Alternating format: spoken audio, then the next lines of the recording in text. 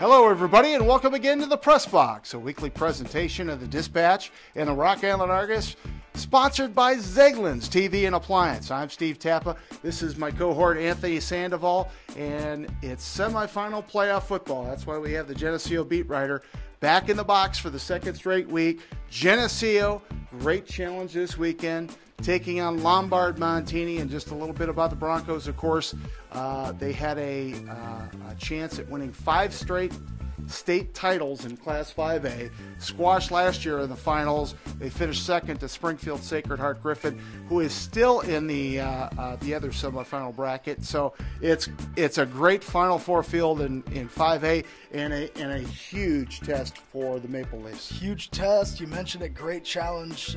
Probably the toughest challenge of this season for Geneseo so far.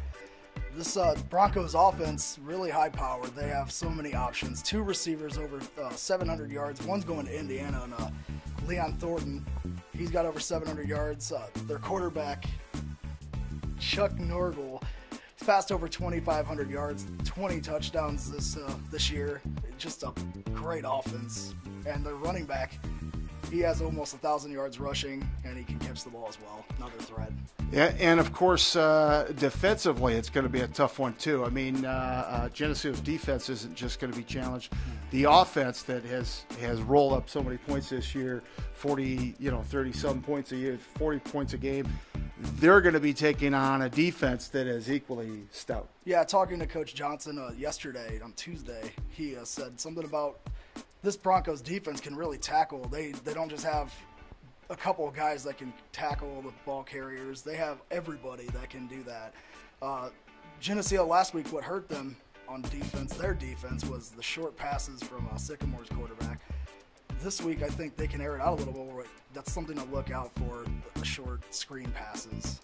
Yeah, Montini, a traditional wrestling power as well, and so their defenders are real good at using their hands, using their leverage, and so it will be a challenge for the Maple Leafs, who have, of course, gone unbeaten this season. And a lot of people wonder, okay, well, how come Geneseo's ranked 2nd and Montini's ranked 7th? Montini lost a couple games early on in the season and lost to Wheaton St. Francis. They lost to Maine South. They lost to some really good playoff teams, and so that knocked them down a little bit in the state rankings. It didn't hurt them as it turned around in the state playoffs because of the seeding system and because of how teams are awarded home games and so forth. Geneseo hosted the first 2 rounds. Montini, of course, was a lower seed and had to go on the road, and so they get the edge here. And a lot of people really don't like that a team that won its way through the regular season has probably the rights of saying, okay, home field advantage, but Montini gets it instead. A lot of people will say that, but Geneseo will be the first team to tell you just got to win. You got to win on the road. You got to win away. The state championship's not at Geneseo. It's Champaign.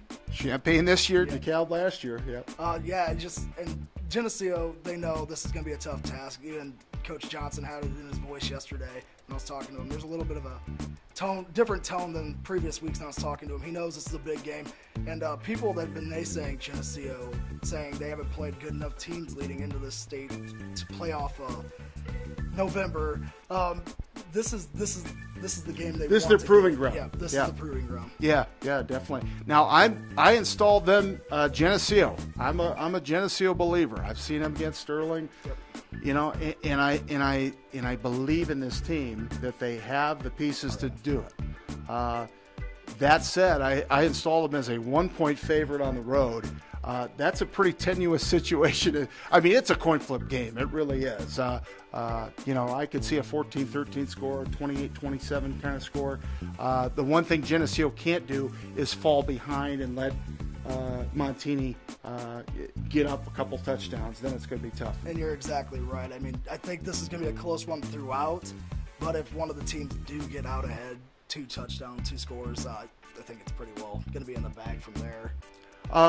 Geneseo, as we've seen this year, I mean, they've got some pieces. If you're on the Montini side, what are you circling and saying, oh boy, we got to stop this? Ryan Petra, Lane Akery, Joey Medina. Even Greg Rusk, I mean, if they can somehow get a passing game going, I don't know what the wind's supposed to be like. It's hard to cover Drew Himmelman. Yeah, if you can get it out to Himmelman, he threw a little bit off of his back foot last week, couldn't get very many things going. But this week, if he can pass the ball a little bit, that's going to be a big plus for that running game, because then they're going to back it up a little bit on defense, and they're going to be able to bust through the line. In Geneseo's defense, last point, Geneseo's defense, bunch of playmakers over there as well. Pitra, Acree, Himmelman. Grant Pritchard had a great weekend last Grant weekend. Pritchard. Himmelman's there, you said that. Yep. Just a lot of guys on defense that are on offense. They can go both ways, and they play just as well on both sides of the ball. It's going to be an exciting weekend of football semifinals. Hopefully you get to the Geneseo ball game, or hopefully you get to some ball game somewhere in the state. And if you don't, we'll see you next week on the Press Box.